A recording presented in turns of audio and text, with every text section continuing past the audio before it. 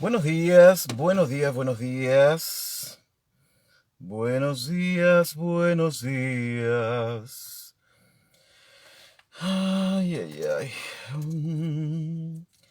Tururutum.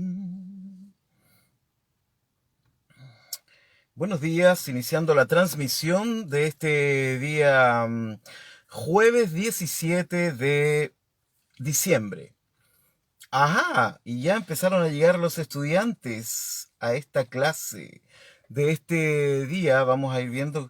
Uy, Franklin Burgo llegó primero. Creo que han destronado definitivamente a Antonia. Buen día, buen día, buen día. ¿Cómo están? Bienvenidos y bienvenidas a la clase de hoy. Dejando a mis hermanos que se conecten.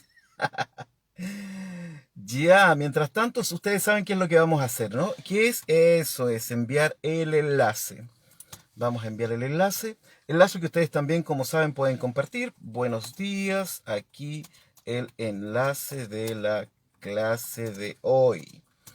Em, Pueden compartir el enlace para que muchos y seamos muchos más en este curso. Pa, pa, pa, pa, pa, pa, pa, pa, pa, pa, pa. Que me hicieron reír con sus comentarios sobre la canción que puse. Era para que despierten con ánimo, ¿ah? Con ánimo. Ya, ahí está. Enviados los correspondientes enlaces.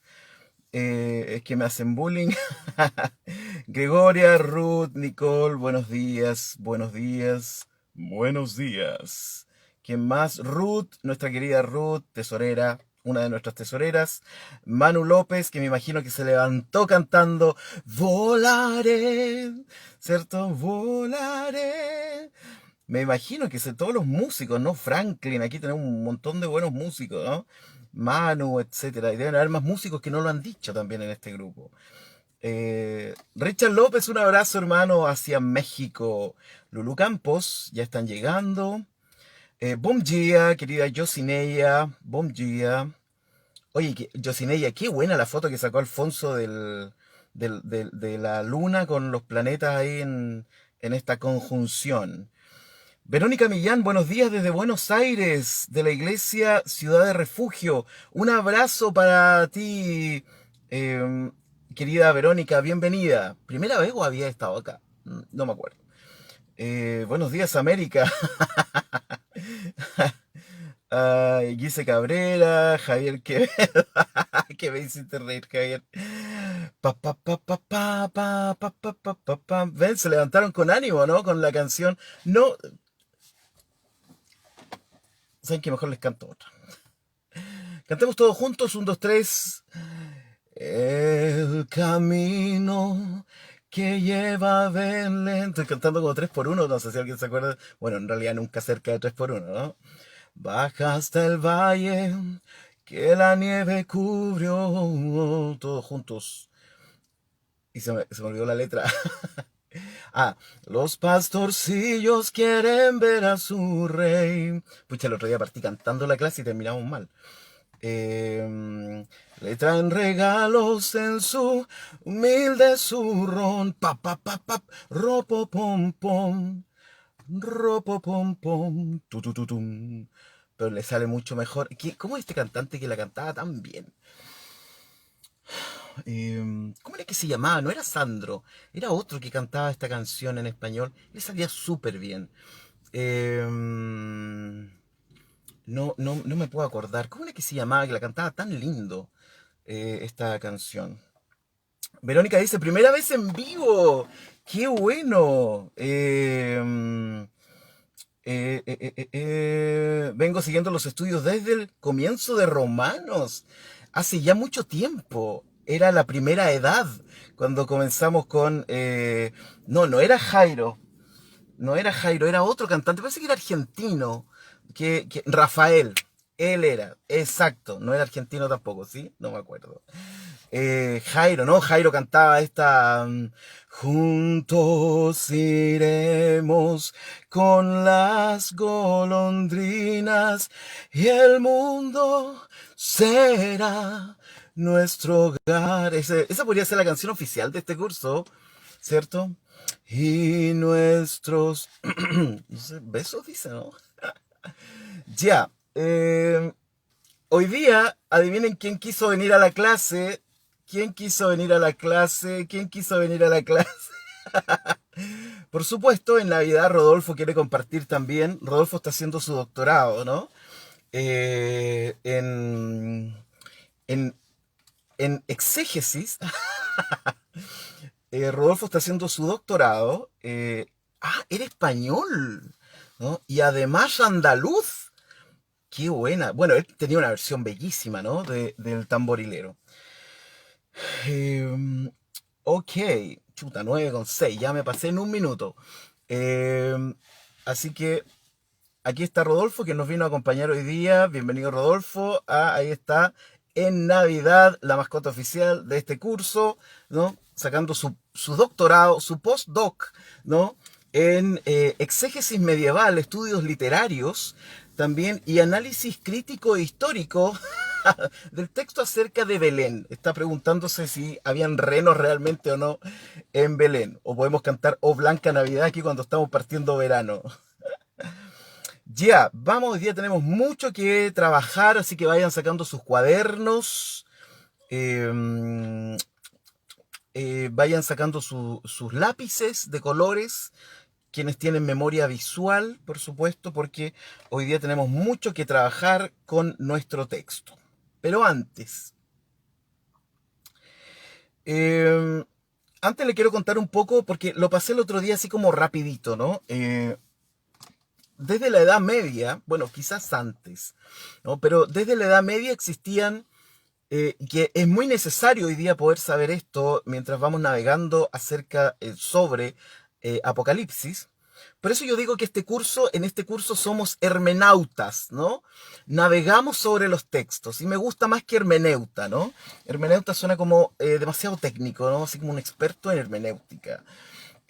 Yo me defino como un hermenauta, ¿no? Entonces soy un navegador, soy un navegante de las distintas hermenéuticas que podemos encontrarnos en los textos y navegamos sobre los textos. Entonces, en este curso somos hermenautas y no hermeneutas. Bueno, les quería contar acerca de los 4 modos de interpretación que siempre han estado presentes en en el estudio de los textos sagrados. Y esto es importante porque como ya estamos de lleno metiéndonos en símbolos y en imágenes del texto de Apocalipsis, tenemos que tener una referencia más o menos de dónde tenemos que agarrarnos frente a tanta imagen, ¿no? Tanto concepto, que además no tenemos una referencia, ¿no? O sea, cuando vemos estas langostas, ¿no? Que tienen cola de escorpión, que tienen cara humana, ¿cierto? Que tienen cabellos como de mujer, que tienen dientes de león. No tenemos ninguna referencia respecto de eso, ninguna. No hay nada que podamos comparar con nada, ¿no?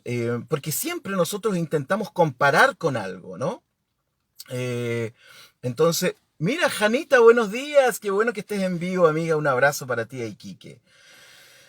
Eh, entonces, bueno, pero antes de llegar a eso todavía, en la Edad Media existían 4 modelos de interpretación. Yo dije el otro día que no son 4 niveles de interpretación, ¿no?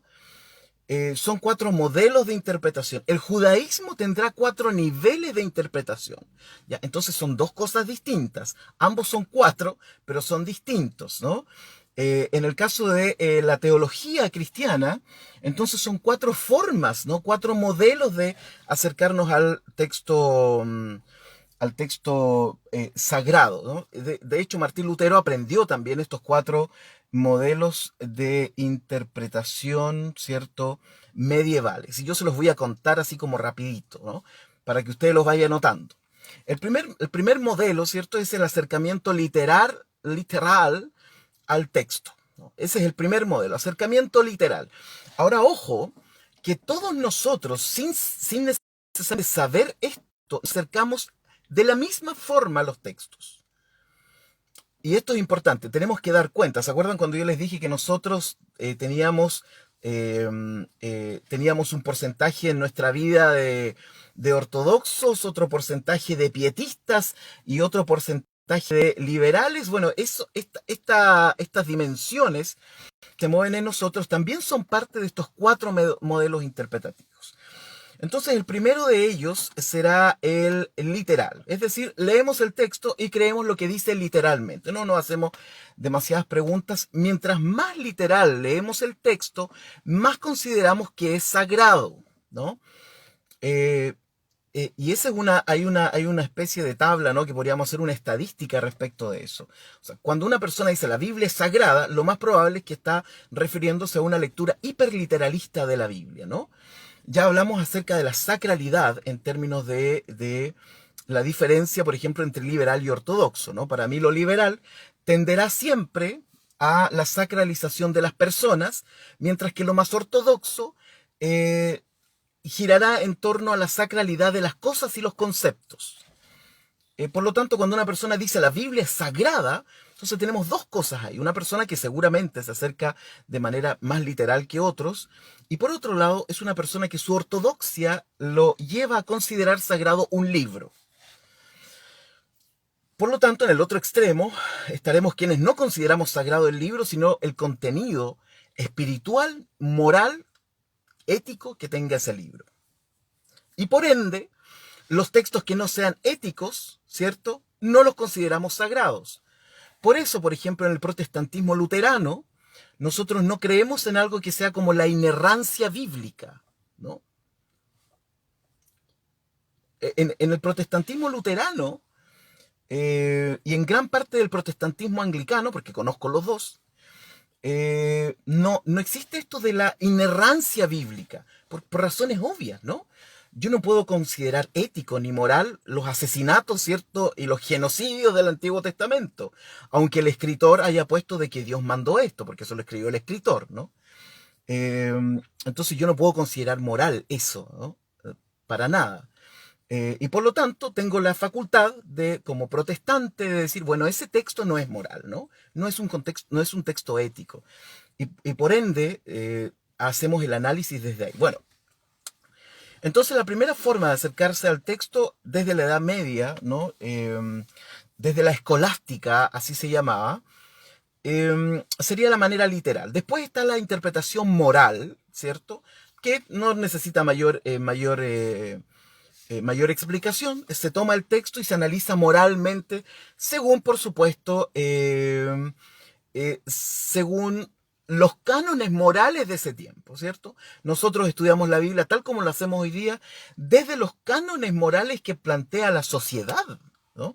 O sea, es la sociedad quien nos va definiendo, en algún sentido, cómo nos movemos en nuestras relaciones humanas. Entonces, por ejemplo, en, no sé, la guerra de secesión en Estados Unidos, la moral dictaba, la moral de los del sur, ¿cierto?, de Norteamérica, la moral les dictaba entonces que los negros eran inferiores y que podían ser esclavos, ¿no? Entonces la moral de su tiempo, que era bastante inmoral desde nuestra perspectiva, ¿cierto?, pero la moral de su tiempo dictaba la hermenéutica de su tiempo. Nunca es al revés, ¿no? Después nos dimos cuenta de que eso era inmoral, ¿no? Entonces cada época tiene sus propias moralidades, porque cada época necesita la liberación del ser humano de sus esclavitudes, ¿no? Bueno, entonces, primer método literal, segundo método moral. El tercer método de interpretación de la escolástica medieval era entonces el analógico. Y aquí es donde nosotros tenemos que tener cuidado. ¿Qué colocaron ahí? César Soto. Hermano. Aquí en la interpretación analógica siempre es muy llamativa, porque la interpretación analógica es que, por ejemplo, en Apocalipsis, de los cuatro modelos interpretativos, los dos que más se han usado, bueno, voy a nombrar los cuatro al tiro, ¿ya? literal, dijimos, moral en segundo lugar, analógico, que significa que un símbolo que está en la Biblia yo lo puedo interpretar, ¿cierto?, como algo que ocurre hoy, ¿no? Si aparecen las pestes en la Biblia, yo podría, bueno, el COVID-19, ¿no? La peste de este tiempo. Entonces, si en la Biblia aparecen, no sé, seres que emiten ruido como de trueno cuando se elevan, deben ser los cohetes, ¿no?, de este tiempo. Como les contaba ayer en estas estelas egipcias que han aparecido como formas de helicóptero, cohetes y cosas así, la gente hace la analogía. Ahora, la analogía tiene muchísimos peligros. Muchísimos peligros. Tiene sus ventajas, ¿no? Eh, eh, la ventaja es que, dicho en buen chileno, se te pueden arrancar los chivos pa'l monte. ¿Cierto? Eso es un lenguaje técnico. No sé qué opinará el exégeta Rodolfo, pero es el lenguaje técnico. La analogía, si bien es cierto, la analogía hay que mantenerla ahí bajo ciertos límites, ¿no? Porque es muy seductora, ¿no? La analogía es muy seductora. Entonces estas cosas de acá son estas. Y en Apocalipsis está a la orden del día, ¿no? Interpretar los jinetes, interpretar los dos testigos, interpretar, etcétera, etcétera. Se interpreta, entonces esto es esto, ¿no? ¿Se acuerdan en la Guerra Fría? Gog y Magog, ¿no? China y Rusia, ¿no? Ahí está, ¿no? Interpretación analógica. Hay que tener cuidado, ¿no? Hay que tener la interpretación analógica. La ventaja que tiene es que nos permite la actualización del símbolo, ¿no? Y por lo tanto la actualización del símbolo nos permite seguir hablando de Apocalipsis hoy día después de 2000 años de haber sido escrito. O sea, hay una actualización del símbolo. El peligro que tiene la analogía es que te puedes enviciar con analogizar cosas del antiguo, de la Biblia, ¿no? Imágenes de la Biblia y traerlas a nuestro tiempo. Lo que nosotros tenemos que traer a nuestro tiempo, más que la analogía, es lo que Jesús mismo, ¿no?, veía en su propio tiempo en actos de liberación. O sea, eso sí podemos traer, ¿no? Pero de eso hablaremos después. Ahí están los 4 modelos. Perdón, me falta uno. Y el último es el anagógico, ¿no? Anagógico significa algo así como de camino a. El anagógico será así como el sentido donde yo interpreto la Biblia yendo de camino hacia el más allá, ¿no? Que nosotros le llamamos el más allá y el judaísmo le llama el mundo que viene, ¿no? El Olam Abba. Es interesante, ya hablamos acerca de eso. Bueno, Trump es Ciro, claro, por ejemplo, ¿no? Ahí está, y hasta ahí llegó su Ciro, digamos.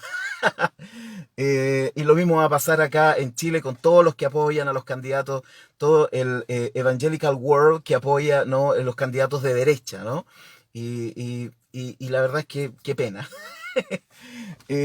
Porque, porque la verdad es que estos candidatos pasan, ¿no? Como las hojas de un otoño triste, los cuales vemos caer poéticamente desde nuestras carrozas, navegando por la vida. Entonces la interpretación anagógica será aquella que nos lleva a interpretar el texto como de camino hacia el más allá, ¿no? Hacia el mundo celestial, Jerusalén viniendo del cielo, etcétera, ¿no? Esos serían los cuatro modelos interpretativos. En el judaísmo existen 4 niveles de interpretación, ¿no? Y estos niveles van desde lo más básico, que sería lo literal, hasta lo más profundo, que sería el sod. Y ese nivel profundo se supone que no se puede entrar porque es acceder a Dios mismo. Y dirá la tradición que 4 rabinos entraron a este nivel del sod y solo uno salió vivo. Tan, tan. Lo que quiere significar esto es que la Biblia tiene tantos niveles de información que están una oculta debajo de otra capa y debajo de otra capa, que podríamos decir desde el judaísmo místico que es infinita, ¿no? Pero esa es otra cosa. Por otro lado, en tiempos modernos han surgido otros métodos de interpretación. El que más critica el mundo conservador es el famoso método de interpretación histórico-crítico, que es el análisis exhaustivo de los textos, ¿no? Y de ahí surgen los liberales y todo toda esta pena que tienen los conservadores contra los liberales y todo eso. Y los pobres liberales en realidad lo único que hicieron fue estudiar la Biblia así como a fondo, ¿no? Eso para mí de verdad es chistoso porque siempre se ataca. El otro día, por ejemplo, escuché un programa que hicieron unos hermanos bautistas, un podcast, donde invitaron a varios pastores, ¿ah? De distintas tradiciones y hablaron de los liberales, ¿no?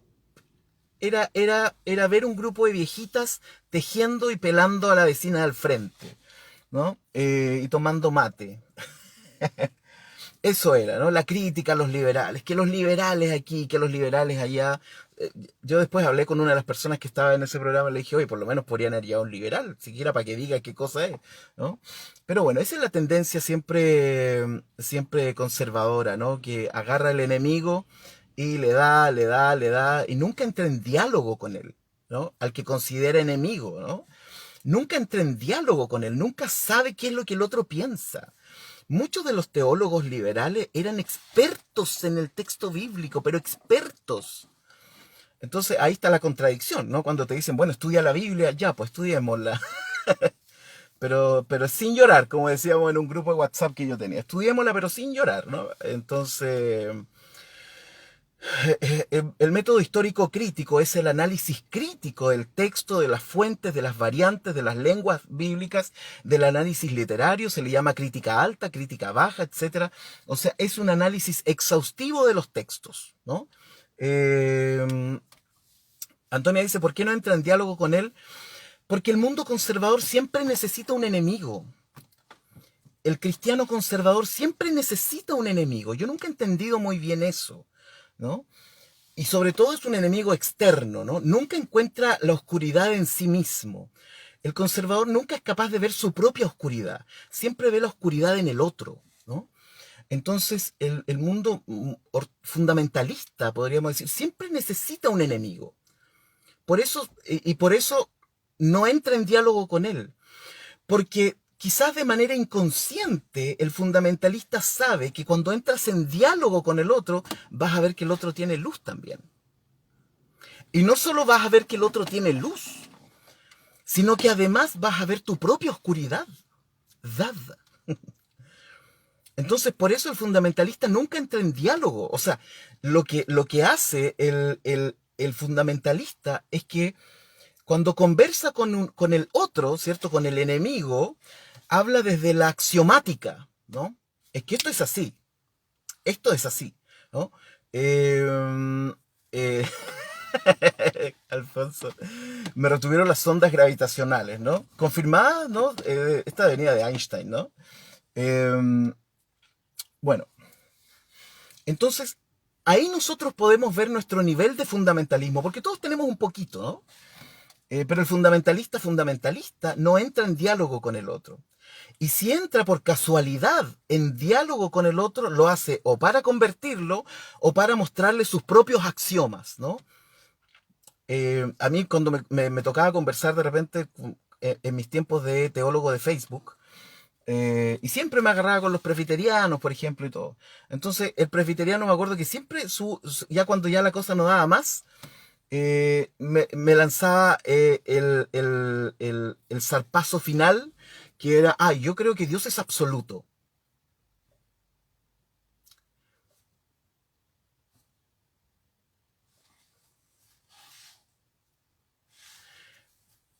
Así funciona, ¿no? El fundamentalista, cuando no le queda otra que entablar un diálogo con el otro, habla desde sus axiomas. No, esto es así.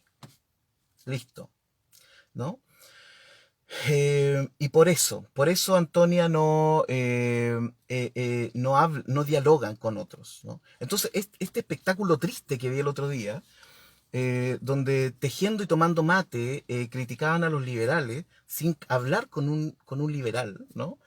Es eso, ¿no?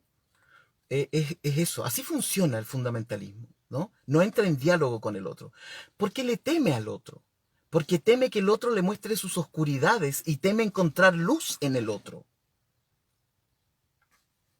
Entonces, ¿cómo puedes medir tu fundamentalismo? En la capacidad que tengas de dialogar con otra persona, sin miedo.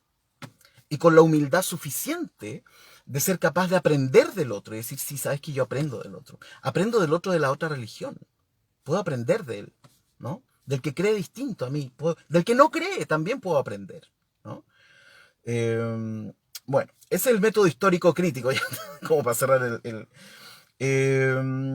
así que, bueno, y existen otros métodos de interpretación que hay. Bueno, eso quería decir, porque Apocalipsis se maneja en dos métodos de la escolástica, dos métodos de los cuatro, dos métodos esenciales, ¿no? O quizás pasea por todo, porque también lo cree mucha persona literalmente. También el tema moral está difícil porque lo que vamos a ver hoy día es terrible, hermano. Lo que vamos a ver hoy día es terrible, hermano, en Apocalipsis. Entonces, Apocalipsis se mueve en la interpretación literal, se mueve en la interpretación analógica y en cierta forma se mueve en la interpretación anagógica también, ¿ya? Para que lo tengamos. Capítulo número 9, versículo número 12. ¿Saben qué? Voy a leer todo el capítulo 9 para entrar en calor. Literalmente, ¿ah? Entrar en calor. El quinto ángel tocó la trompeta, nada de pensar en pa pa pa pa pa pa pa pa pa pa, y vi una estrella que cayó del cielo a la tierra y se le dio la llave del pozo del abismo. Y abrió el pozo del abismo y subió humo del pozo como humo de un gran horno. Y se oscureció el sol y el aire por el humo del pozo. Y del humo salieron langostas sobre la tierra y se les dio poder, como tienen poder los escorpiones sobre la tierra. No, los escorpiones de la tierra.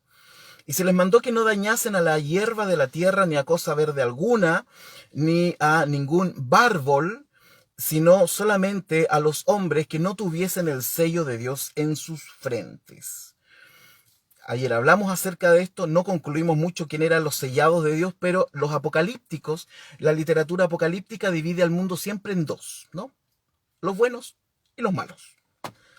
Esa es la gracia del Apocalipsis, pues, ¿no? Y les fue dado no que los matasen, sino que los atormentasen 5 meses, y su tormento era como tormento de escorpión cuando hiere al hombre. Les conté mi triste experiencia de cuando era niño y me picó un abejorro. Y en aquellos días los hombres buscarán la muerte, pero no la hallarán, y ansiarán morir, pero la muerte huirá de ellos. No sabemos cómo es esto, ¿no? O sea, si me subo arriba de un edificio de 20 pisos y me tiro abajo, ¿no? Eh...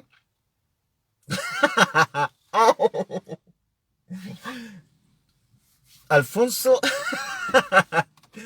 bueno, yo no lo quería decir, pero ahí está la verdad, ¿no?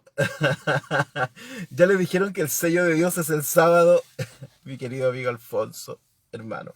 Pucha que los quiero. Con Alfonso nosotros entramos en diálogo, ¿no? Y vemos las oscuridades y las luces uno del otro. Lulú Campos dice, ¿el sello de Dios no será el Espíritu Santo? Puede ser, ¿cierto? Puede ser. O sea, el sello de Dios son para la iglesia. Eso es lo que Apocalipsis está diciendo. Ahora, ¿quiénes son los miembros de la iglesia? Esa ha sido la gran pregunta desde los inicios del cristianismo, ¿no? Pero bueno, esa es una buena idea, Lulú Campos. El aspecto de las langostas era... yo les decía acerca del tema de la muerte, ¿no? O sea, si yo me subo arriba de un edificio de 20 pisos y suácate, ¿no voy a morir? ¿Qué significa esto, no? Que buscaremos la muerte y ansiaremos morir, pero la muerte huirá. ¿Qué significa esto, no? No lo sabemos. Y el aspecto de las langostas era semejante a caballos preparados para la guerra. Eh, eh, en las cabezas tenían como coronas de oro, sus caras eran como caras humanas. Tenían cabello como cabello de mujer, sus dientes eran como leones. Tenían corazas de hierro, el ruido de sus alas era como el estruendo de muchos carros de caballos corriendo a la batalla. O sea, son F-15, ¿no? Eh, y tenían colas como de escorpiones, ya no son F-15. de escorpiones y también aguijones, y en sus colas tenían poder para dañar a los hombres durante 5 meses. 5 meses de tortura, ¿no? Esto es como Guantánamo, ¿no? Eh, eh, con, con- ¿Y por qué, no? Eh, Mira, uy, qué miedo, Alfonso. Bueno, la verdad es que yo le tengo más miedo a las arañas que a los escorpiones.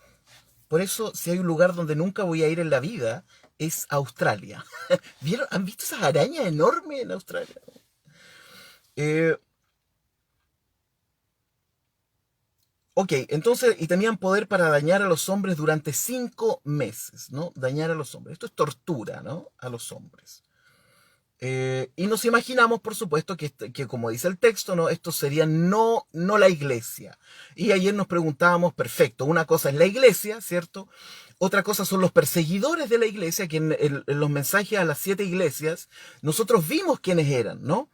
Los que estaban contra la iglesia, según la tradición, entonces serían los judaizantes por un lado, sería el imperio romano por el otro, mientras que los otros estaban metidos dentro de la iglesia, ¿no? Los que siguen a la Jezabel, ¿no? Los nicolaitas, los que sacrifican carne a los ídolos, estaban metidos dentro de la iglesia todavía.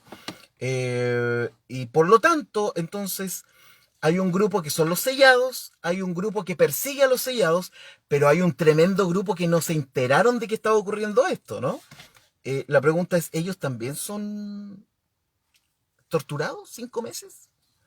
Bueno, es una pregunta, ¿no? Es una pregunta válida además, porque uno tiene que decir, ok, unos son los sellados de Dios. Bien, eso lo tenemos más o menos claro. Aunque si entramos a picar, como decimos acá, no sé si lo vamos a tener tan claro, pero bueno, es la iglesia, ¿no? Por otro lado, entonces están los que persiguen la iglesia, ¿no? Los buenos y los malos. Pero entre ellos hay un montón de gente que vivía en otros lados, en otros continentes, y que no sabían nada de esto. Y estos son cataclismos universales, ¿no?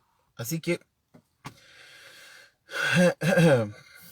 y pasó, no, perdón, y tienen por rey sobre ellos al ángel del abismo, cuyo nombre es en hebreo Abadón, ¿cierto? Y en griego Apolión. El primer ay pasó, he aquí vienen aún 2 ayes más todavía, después de esto. Ahora sí, versículo número 12, perdón, versículo número 13. El sexto ángel tocó la trompeta y oí una voz de entre los 4 cuernos del altar de oro que estaba delante de Dios.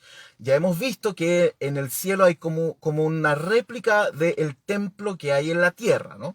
Lo único que queda de este templo hoy día es el famoso cótel, más conocido como el Muro de los Lamentos, que sería como la valla externa de lo que quedaba del templo. Porque hoy día, donde está el templo, entonces está la mezquita, que no me acuerdo, de la Roca, Al-Aqsa, no recuerdo cómo se llama, pero está esta mezquita ahí donde está el templo. Eh, Diciendo al sexto ángel que tenía la trompeta, desata, perdón, estoy en la voz de los 4, de nuevo, todo de nuevo. Y oí una voz de entre los 4 cuernos del altar de oro que estaba delante de Dios. Según, según algunos comentaristas, esta voz sería la voz de Jesús, específicamente la compañía de Jesús en su comentario al Apocalipsis. Dice que esta podría ser la voz de Jesús, respondiendo de alguna forma las oraciones que subían, ¿cierto?, al altar de Dios, mezcladas con el olor de los, ¿cómo que se llama esto? Del incienso. Pero esa es una interpretación, ¿no? La verdad es que no sabemos de dónde viene esta voz, simplemente es una voz. Es una voz importante, ¿no? Es una voz que es una voz importante, ¿no?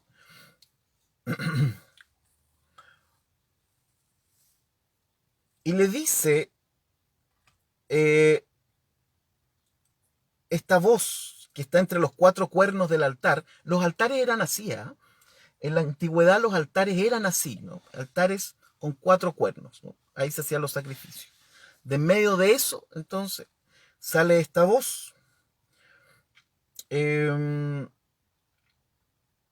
y le dice al sexto ángel que tenía la trompeta: desata a los 4 ángeles que están atados junto al gran río Éufrates, ¿no? Río Éufrates, Mesopotamia, de donde siempre vinieron como los enemigos de Israel, ¿no? babilonios, asirios, etcétera, ¿no? Y de hecho los partos al parecer también provenían de un lugar cercano, los partos que estaban amenazando a los romanos y todo lo demás, venían también como de esos lugares, como que el Éufrates era como el límite de donde venía el mal, ¿no? Entonces, este río ahí en Mesopotamia. Desata a los 4 ángeles que están atados junto al gran río Éufrates. Esto es tremendo, hermano. Fíjense lo que dice ahora. Y fueron desatados los 4 ángeles. ¿Por qué hay ángeles atados? ¿Eran ángeles caídos? ¿Eran malos ángeles? ¿Eran como los titanes? Que estaban preparados. Miren, esto es un dato interesante. Y fueron desatados los 4 ángeles que estaban preparados para la hora, el día, mes y año, a fin de matar a la tercera parte de los hombres. O sea, fueron desatados, literalmente, ¿no? Fueron desatados estos 4 ángeles que implican los 4 puntos cardinales, ¿cierto? Ya hemos dicho que el 4 implica totalidad en el texto del Apocalipsis. Bueno, y en realidad en el texto bíblico en general, el 4 representa la totalidad, ¿no? Por eso tenemos 4 evangelios, ¿no? Entonces, estos ángeles estaban amarrados y fueron designados para la hora, día, mes y año. En el mundo bíblico, todo tenía que ver con que estaba planificado, ¿no? Nada de lo que ocurría era como por arte del azar. Si una persona estaba enferma, entonces era porque había hecho algo, ¿no? O porque era su destino, o porque lo que sea, pero siempre había la relación. Esto es lo que quiero decir. En el mundo antiguo, como es un mundo abierto, ¿se acuerdan cuando yo les hablé del mundo cerrado, ¿no? Donde Dios está fuera y deja que el mundo sea? Y está el mundo abierto, en donde las influencias espirituales, ¿no? Como las ondas electromagnéticas, cruzan, ¿cierto?, el mundo material con el mundo físico. Entonces una persona que estaba enferma podía estar endemoniada, por ejemplo, ¿no? Si había un eclipse, entonces eran los dioses que estaban moviendo, si habían volcanes reventando, lo que sea. Si había una peste, era castigo, ¿cierto? Si había una buena cosecha, es porque se hicieron buenas ofrendas. O sea, el mundo antiguo era un mundo cruzado con el mundo espiritual, en donde tú no sabías dónde partía uno y comenzaba el otro, ¿no? Siempre fue así. Por lo tanto, existía también esta idea de que cuando algo ocurría era porque era la hora de que tenía que ocurrir, ¿no? Hasta el día de hoy nosotros mantenemos, nosotros como sociedad, ¿no? Mantenemos esta idea de que si alguien muere es porque llegó su tiempo, ¿ah? Como que sus días estaban contados, ¿no? O cuando alguien se salva, uno dice, no era su tiempo. Seguimos teniendo, ustedes se acuerdan, hemos hablado de nuestro ADN bioespiritual que tenemos. Me encantan esos nombres pomposos. Nuestro ADN bioespiritual, ¿no? Que tenemos, donde al parecer dentro de nosotros mismos venimos como orientados a este otro mundo, lo espiritual, ¿no? Entonces en este mundo como que lo espiritual estaba mezclado con lo real, todo era, ¿no? No había nada que ocurriera que no tuviera que ver con la divinidad, ¿no? O con los dioses, o con los ángeles, o con los demonios, etcétera. Todo era el resultado de y cruzado por, ¿no? Por ese mundo. Entonces aquí nos damos cuenta que estos 4 ángeles estaban predestinados, ¿no? Como dice Isa, ¿no? No sé si se refiere a eso, pero estaban predestinados, ¿no? Estos 4 ángeles estaban predestinados para que tal día, tal hora, tal mes y tal año fueran desatados, ¿no? Por lo tanto, todo es una especie de relojito, ¿no? Así funcionan las dispensaciones. ¿Se acuerdan que hace tiempo yo les comentaba que hay gente que le gusta pensar en las dispensaciones bíblicas? Que cada 1000 años ocurre alguna cosa o cada 500 años ocurre alguna cosa importante y van hacia la cronología y dicen, oye, mira, esto ocurrió esto es, ¿no? Hay gente que cuando va a los textos quiere ver que hay una especie de cronología histórico-espiritual en la cual nosotros nos vamos moviendo, ¿no? El colmo de eso es, por ejemplo, cuando se habla de Israel como el reloj del mundo, ¿no? El reloj del mundo. Y lo que pasa en Eretz Israel, entonces, es lo que está predestinado, ¿cierto?, para el resto del mundo. Algo, por supuesto, con lo que yo no concuerdo. Eh, entonces, eh, porque es muy cómodo además. Es muy cómodo pensar que hay control. O sea, nos acomoda pensar que hay control. De hecho, nos gusta el control. Que haya un control económico, que haya un control político, etcétera. Por ejemplo, nos encantan los presidentes que golpean la mesa, ¿no? Por eso en Estados Unidos los republicanos estaban fascinados con Trump. Trump, Trump, ¿no? Estaban fascinados porque es un gallo que golpea la mesa, po. Empresario. ¿Se acuerdan cuando salió esa foto donde había un ministro y lo tiró para el lado y se puso él adelante? La gente ama el control. Tal como lo dijo el sabio Loki en Avengers. ¿Se acuerdan? Cuando hace que la gente se ponga de rodillas y le dice, ese es su estado natural, la obediencia, ¿no? La gente ama el control. Entonces, porque le da seguridad. Sí, es una cuestión también psicológica, ¿no?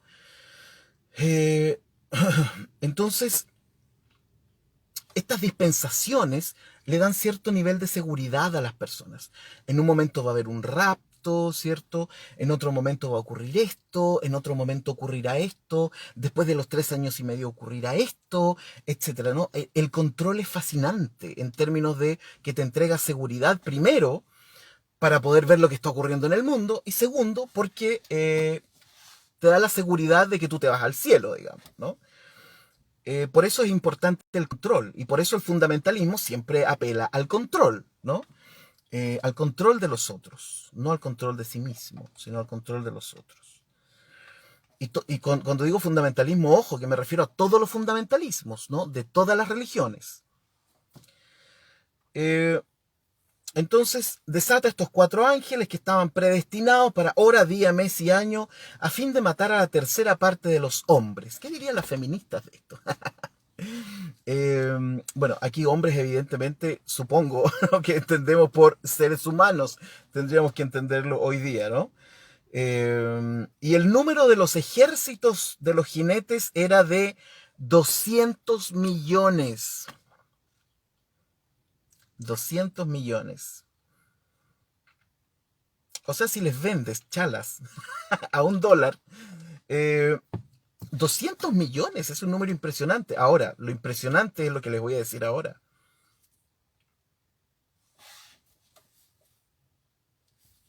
Rodolfo está súper atento tomando nota. No, si no es tan impresionante, si estoy, estoy poniéndolo nomás. Eh, Resulta que, según los datos demográficos, en el año cero había en el mundo eh, entre 170 y 200 millones de personas. ¡Oh! ¡Tan, tan, tan! ¡Pam, pam, pam, pam, pam, pam, pam, pam! Dile a tu hermano que está junto a ti. ¡Pam, pam! Claro, en el mundo, en ese tiempo, habían aproximadamente entre 170 y 200 millones de personas. Wikipedia. Eh, Juan Carlos dice, pero no se hacen cargo de todas las venidas de Cristo falsas y fechas. Uf, ya, no me voy a referir a eso, ¿eh? No me voy a referir a eso. Juan Carlos. Antonia dice, me gustaría que opinara... Oh, todos quieren que opine Rodolfo. ¿Qué opina Rodolfo? A ver, ¿qué dice? Dice que está de acuerdo con todo lo que estamos diciendo en esta clase. Todo, todo, todo, todo. Bueno, no Lulu Campos, es simplemente el dato, ¿no? Que a mí me llamó la atención, ¿no? 200 millones de jinetes y en el mundo habían 200 millones de personas. Pero resulta que, mira, Franklin dice 200 millones como el ejército chino, concluyó un predicador mientras daba su emotiva exhortación. Bueno, bueno, los peligros de la analogía, por cierto. En Chile somos 18 millones nomás, así que estamos lejos, lejos, lejos. ¿Qué país tiene 200 millones más o menos? ¿Estados Unidos? Ya, dale con el imperio. paren con eso, en serio. Porque además este programa lo ve la CIA, ¿no? Bueno, estoy en el 16. Y oí el número de los ejércitos de los jinetes, que era 200 millones. Yo oí su número. Así vi en visión los caballos y sus jinetes, los cuales tenían corazas de fuego, de zafiro y de azufre. Y las cabezas de los caballos eran como cabezas de leones. Y de su boca salía fuego, ¿no? Humo y azufre. Por estas tres plagas fue muerta la tercera parte de los hombres, por el fuego, el humo y el azufre que salían de su boca. Tercera parte de los hombres. Brasil tiene 200 millones. Sí, mejor no sigamos con las analogías porque nos va a ir mal, ¿no? Así que un abrazo para todos nuestros amigos de Brasil que nos ven, o nuestra amiga de Brasil que nos ven en este rato. Y por estas tres plagas fue muerta la tercera parte de los hombres por el fuego, el humo y el azufre que salían de sus bocas. O sea, ya tenemos un grupo que está siendo atormentado 5 meses por picaduras de estas cosas, ¿no? Que son como langostas. Ahora vienen estos 200 millones desatados por los 4 ángeles que van a matar la tercera parte. La tercera parte, ¿no? ¿No son cristianos? ¿Cómo defines, ¿no? ¿Cómo defines que muere aquí? El cristianismo, por ejemplo, evangélico, de raíz norteamericana, lo tiene súper claro, ¿no? Súper fácil. No todos, por supuesto. Pero ellos dicen, bueno, el que no aceptó a Jesús en su corazón como Señor y Salvador, eso sería como lo dicen ellos, no lo digo yo. Esa sería como la conclusión. Por lo tanto, sería fácil definir quiénes son los malos, ¿no? O quiénes son esta tercera parte, ¿no? Ahora, es súper interesante que nosotros hoy día, el cristianismo, en todos sus sabores, vertientes y colores, somos como un tercio de la cantidad de habitantes que tiene el mundo. Entonces está raro, ¿no? Ahora, imagínense, un tercio del mundo hoy día, que somos 7.000 millones, casi 8.000 millones. ¿Cuánto es un tercio de 8.000 millones? ¿No? 2.500, 600, 700 millones de personas. Desaparecen de aquí. Y no sabemos por qué, no se nos está diciendo, ¿no? Solo se nos habló de los que tenían el sello de Dios. Pero me imagino que los otros que eran de otros lados, que no supieron nada de esto, también se mueren. Tercera parte del ser humano muere.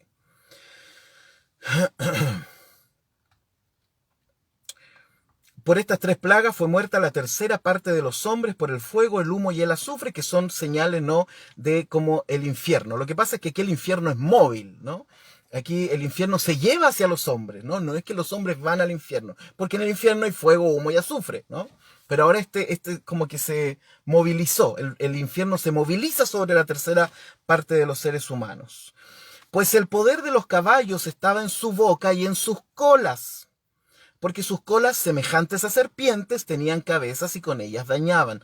Todas estas palabras comparativas, como, semejantes, etcétera, son las que nosotros nos hacen pensar acerca de qué es esto, what is that, was is that, ¿no? ¿Qué es esto? Me gusta decir eso en 3 idiomas, que es lo único que sé, ¿no? Pero suena bien. Y los otros hombres que no fueron muertos, y aquí,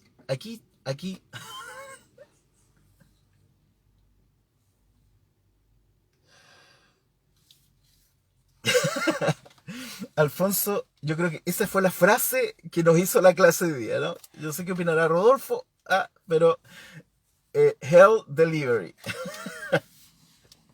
que son simpáticos ustedes, los paso tan bien con todos ustedes aquí.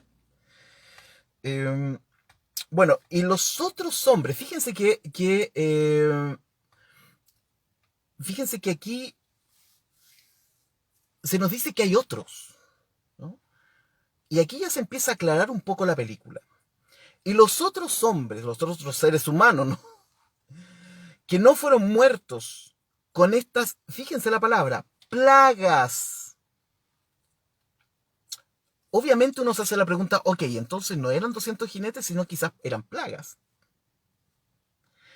Ni aún se arrepintieron de las obras de sus manos, ni dejaron de adorar a los demonios y a las imágenes de oro, de plata, de bronce, de piedra y de madera, las cuales no pueden ver, ni oír, ni andar. Y no se arrepintieron de sus homicidios, ni de sus hechicerías, ni de su fornicación, ni de sus hurtos, ¿no?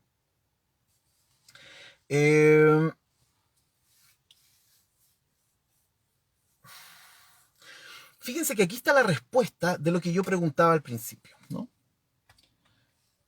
Por un lado están los sellados de Dios.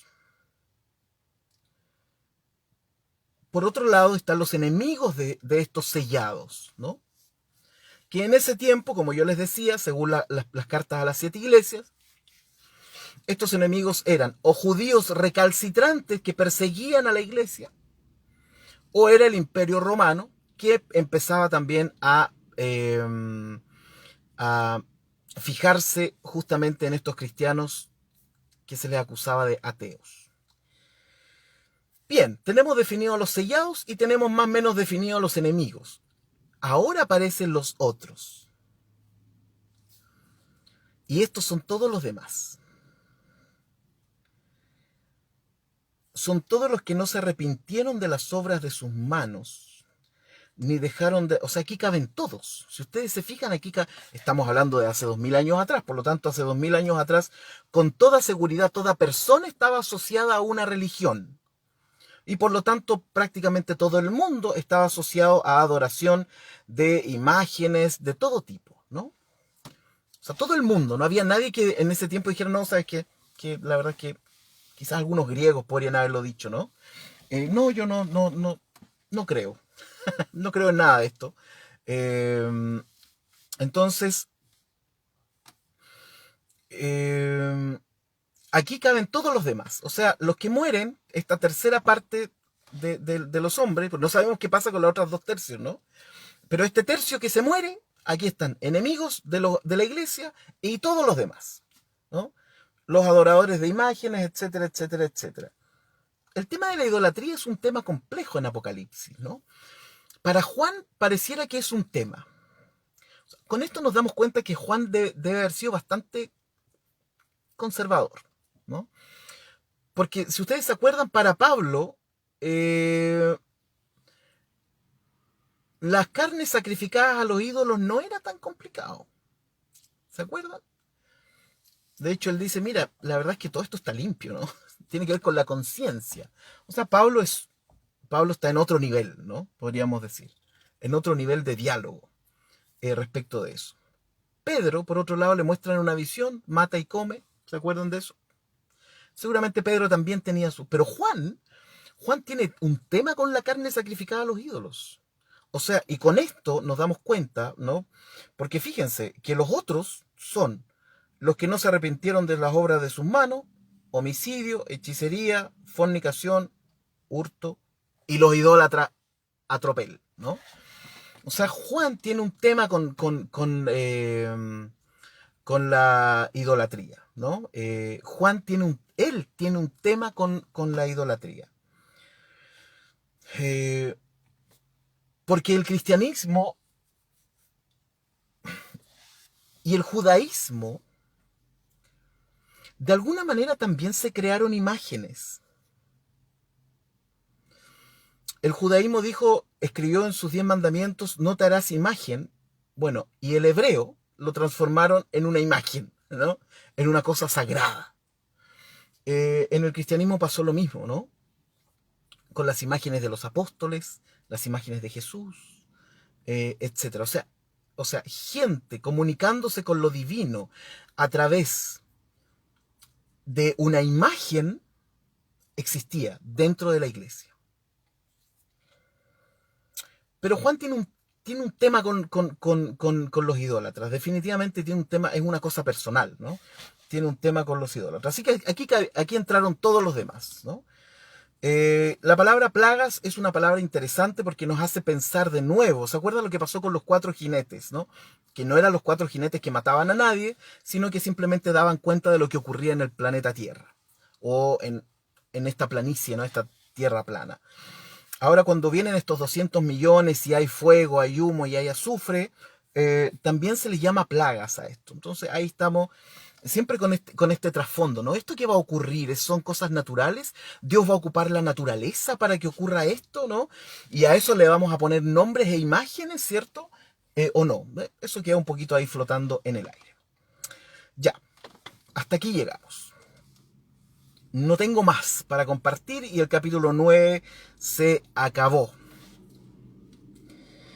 Eh, mañana, mañana, mañana, vamos al capítulo número 10 de Apocalipsis y vamos a ver, como dice la Reina Valera, el ángel con el librito. ¿Ya? Son 11 versículos, así que vamos a ir viendo aquí. Vamos a seguir consecuencias de 7, consecuencias de 3, etcétera, etcétera, etcétera. Así que seguiremos como buenos hermenautas navegando por sobre el Apocalipsis. Les agradezco su participación, su buena disposición, sus comentarios, que nunca alcanzo a leerlos siempre todos, su buena onda para estudiar la escritura. A mí me da mucha alegría poder estudiar con ustedes. Siempre trato de imaginármelos como todos juntos en una sala, ¿no? Sería súper entretenido. Como en un salón de clase y todos, hay unos súper desordenados, etcétera, etcétera, etcétera. Bueno, comparte esta clase si usted cree que es interesante, para que sigamos teniendo y vaya nuestro curso, vaya creciendo en estatura y sabiduría, ¿no? Ya, nos encontramos mañana, que tengan un lindo día jueves. Ah, verdad, les quería dar un aviso. Hoy día en la tarde voy a estar compartiendo con mi queridísimo profesor Omar Cortés en sus tertulias organizadas por la comunidad teológica, y tuve el honor de ser invitado para conversar acerca de hermenéuticas de Navidad, pero además de otras cosas. Seguramente voy a hablar de este curso y de estos cursos. Y esto va a ser a las 5 de la tarde hora Chile vía Facebook. Yo les voy a mandar de todas formas, así como ese mismo rato cuando esté la conexión, ¡pap! La voy a compartir en mi propio Facebook para que nos podamos encontrar ahí en ese lugar. No se olviden seguirme en mis redes sociales para que me hagan otro meme. Rodolfo se despide, dice muy buena la clase de hoy, pero faltó análisis riguroso de los textos. ¿Cómo dice? Claro. No, Rodolfo está un poco molesto porque dice faltó el análisis riguroso del texto siríaco de la Peshita respecto a los últimos versículos de esto. Lo siento, Rodolfo, no fue mi intención. Ya, que lo pasen bien, nos vemos mañana. Cuídense. Si Dios quiere, entonces arrancamos con el capítulo número 10 de Apocalipsis el día de mañana. Esta clase la subiré a YouTube en un ratito más para quienes no la ven por acá y ustedes la puedan también si quieren compartir. Bye bye. Nos vemos. Chavalín.